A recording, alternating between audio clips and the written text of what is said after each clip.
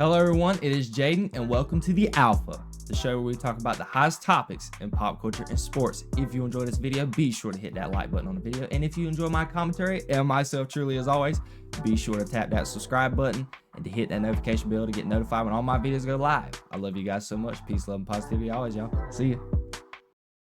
We are going to get straight into it. We are going to talk about All-Star Weekend. Now, I think the first thing was a skills challenge, and it was very interesting. I don't never watch the skills challenge. I think Draymond Green done it for the first time since like 2016. I think it was the Golden State Warriors team, and then you had the Spurs, and then there was another team. I want to say it was Cleveland with Donovan Mitchell and them. I cannot quite remember, but they were in the skills challenge, and Wemby and Chris Paul tried to dupe the NBA and try to make it to seem where they were the objective of the skills challenge is to try and get it in the shortest amount of time. I think Chris Paul and Wemby took that very literal, and instead of trying to make the shots, they just threw the ball up in the air and essentially got it in a shorter amount of time significantly than everybody else. And then the NBA ended up disqualifying them, which is not shocking because it was bad for the brand, but it was something interesting, something cool, and I applaud them for trying something that was outside of the box. Then moving on to the three-point contest, Tyler Herro ended up winning it, and obviously it's something that the fans enjoy a lot more now since the slam dunk contest is very anemic. And I can say the three-point contest wasn't that interesting to me. Damien Lillard was the star going into the three-point contest. He's won it the last 2 years, and he was looking forward to a three-peat. He ended up getting knocked out in the first round. I think moving on to the second round was Buddy Hield, Tyler Herro, I want to say Darius Garland, and somebody else. I cannot remember the fourth person. But at the end of the day, it was okay. I mean, it was entertaining. Buddy Hield he set a record. He was the second highest or the highest since Steph Curry in the dunk contest. I keep saying the dunk contest, my bad. The three-point contest and the most threes made in the three-point contest. It was interesting, but Buddy Hield and Tyler Herro faced off in the final round, and Tyler Herro ended up going out on top because Buddy Hield the flame went out for him in the last round. Overall, it was fun. And then shockingly, we get to the slam dunk contest, which was fantastic in my opinion. I wouldn't say fantastic. I think it's a little too far-fetched, but I think Mac McClung single-handedly has saved the dunk contest the last couple years. He got the three-peat, the first time it's ever happened in NBA history. And he's caused some uproar. Guys like Aaron Gordon's been on Twitter. Ja Morant. I don't have the tweets up, but I noticed significantly. You had people like Ja Morant, Aaron Gordon, Zach LaVine, Giannis Antetokounmpo, all the big stars in the NBA is like, man, I've seen what Mac McClung has done, and it's making me want to actually try and do the do the slam dunk contest. And it's a good thing to see. I think Mac McClung put the NBA stars on notice and just noticing how well they can do the dunk contest, because Mac McClung got a 50 on each dunk. The very first dunk, he came out and jumped over Ikea. Flashback to Blake Griffin, I think, back in 2011. So he done a great job. He got a 50 on every dunk. Every dunk was great. His final dunk, he did it between the legs, jumping over somebody and slamming the ball. Well, he didn't do it between the legs. He jumped over a tall person, slammed two balls at the same time. The second dunk, I think he did jump. He jumped over somebody. All his dunks were very good. And shout out, again, I got to give this guy credit. I don't know the dude's name. He actually was in the Rising Stars portion of the game. He played for the San Antonio Spurs.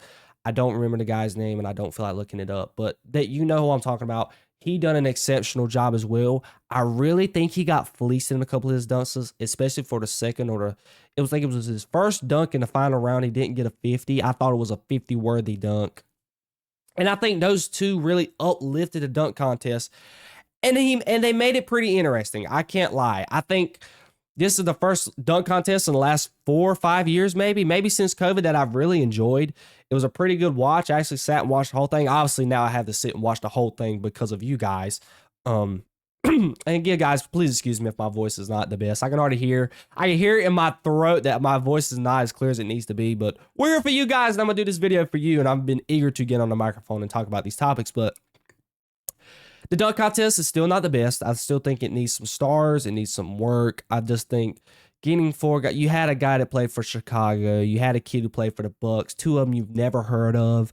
And obviously, the final kid who played for the Spurs, you've never heard of him either. That's the reason why I can't even remember their names, because they were nobodies. And I think the NBA, they have to force the NBA stars to want to participate in the slam dunk contest. It's just bad for their product. It's bad for their brand. And I think what Mac McClung has done, even though he's been on a G League, it's frustrating to know that a player like Mac McClung, who has had a different jersey on each slam dunk contest, is out there competing in the slam dunk contest, and he's putting on a show for the fans. He done a lot better dunks this year than what he has done in the past 2 years. And he just kept one-upping it each time. He's been getting money from the NBA for participating, and I want to take this time to applaud Adam Silver for even doing that for Mac McClung and giving him money. And the slam dunk contest was okay. The judges did a good job judging. We know what happened the last couple of years back in 2016, specifically when Dwayne Wade and them were judging, and they were screwing Aaron Gordon over.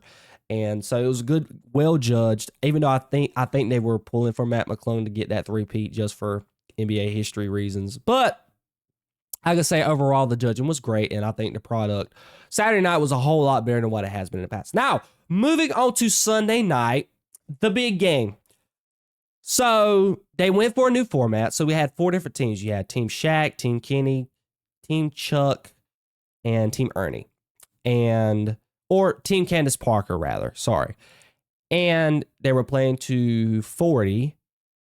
And it was 4 different teams. You had 2 semifinals, and then you had the final. And I can't congratulate the league on this. What I liked about it was that it was more competitive than it has been the last couple of years. The last couple of years, the All-Star game has been unwatchable. It has been truly unwatchable. Players have not been trying hard. They've been out there just shooting half-court shots, shooting threes, not playing any defense, just no competitiveness at all. So Adam Silver went upon the liberty to change the format again this year, and I kind of clapped back on it there for the first when I first heard it. This is before I even really knew the whole details behind it. And I didn't start the podcast, and I don't really watch a lot of NBA now, to be quite honest with you. So I didn't really want to talk about it, but I watched it, and I had a pretty decently fun time watching it, and I enjoyed the format somewhat to a certain degree. What I think, if the NBA wants to keep this format, I think what they should do, honestly, is play more of a street ball style. I think that's what they were going for, but play more the pickup style street ball. But make them play to 11 and play 4 best out of 3 or best out of 4. So if you win 2 games, I wouldn't say best out of 3, just in case if they both win. You know, if you win the first 2, best out of 3, best 2 out of 3. I think that's the best method you could do. I think it would do a great job with the fans, and I think it would make the players play even harder than what they did.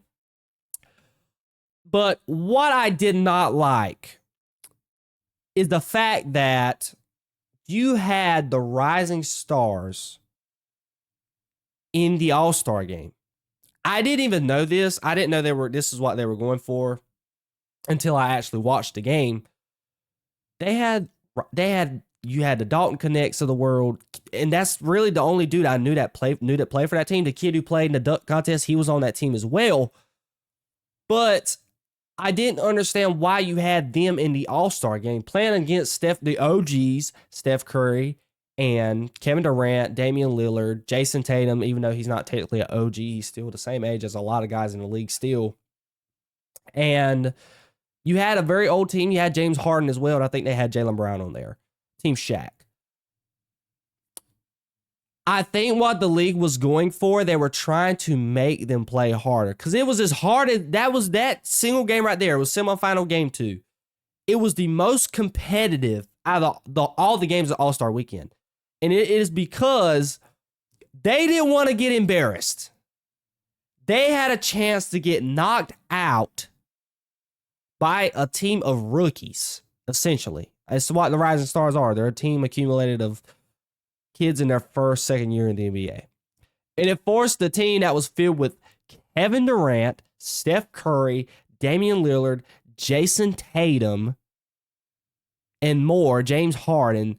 It forced them to actually play hard. Like, you know how embarrassing it would have been on All-Star Weekend, getting put out by a bunch of guys who are not even in the NBA majority of the season. They're probably in G League. It would have been a bad look. That is something that I somewhat liked about it. It forced it to play, but I didn't like it at the same time because why do we have rising stars participating in the NBA All-Star Weekend in the big game? Supposedly supposed to be the big game. And the second thing that I did not like, why was there an intermission every 20 points? In every game, when they had the 20 points, you took an intermission, and then they had some 5 to 10 minutes of Kevin Hart. You had Mr. Beast. Something was going on outside of the game itself. And us fans were probably sitting here like, NBA, can we actually get to the game? Even Jayson Tatum complained about it in his press conference. He's like, man, I think it was good. I like the format, but we can't be sitting here taking all these long breaks in between each game. It's not productive for us because it's like, dude, we're taking a 20-minute break in between the half? Like, bruh, we only played the 20. It took 5 minutes for them to get the 20 points. So they're just getting good and warm.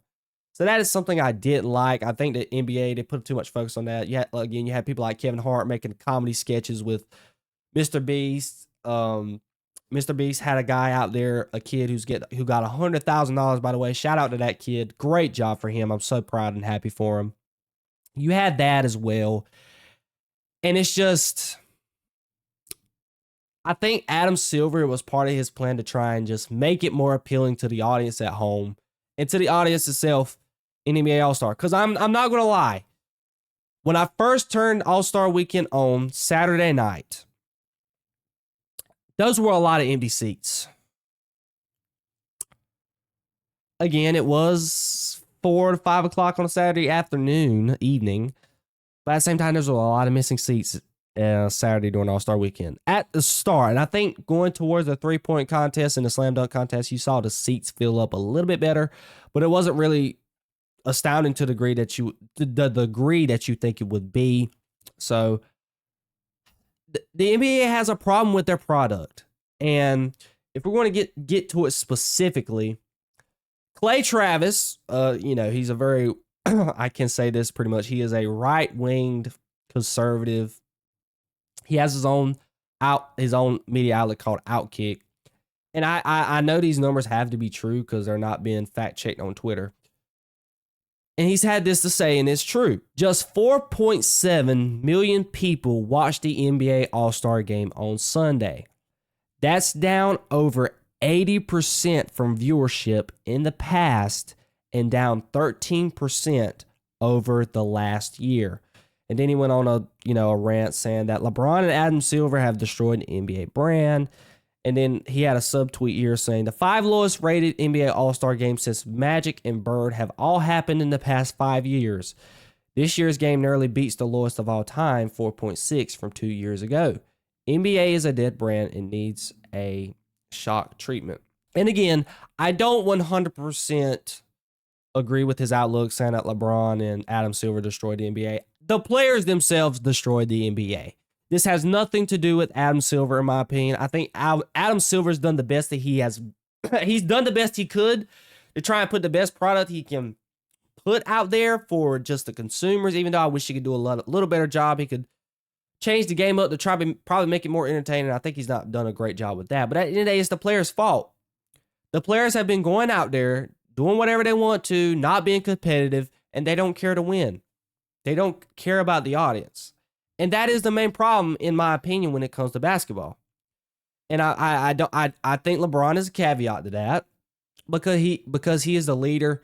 He's the reason, he's the reason why most fans like us still tune into the NBA. You still have the KDs, you have the Steph Currys, you have the James Hardens, the Kawhi Leonards, LeBron James, Devin Booker, Luka Doncic, Anthony Davis. Once these guys are gone, specifically the big three and KD, LeBron, and Steph, nobody's going to watch the NBA. So, do you put this on the shoulders of LeBron James? To a certain degree, but it's just the NBA as a whole They've just done a horrible job. It's a bad product. It's a boring game to watch. It's not competitive.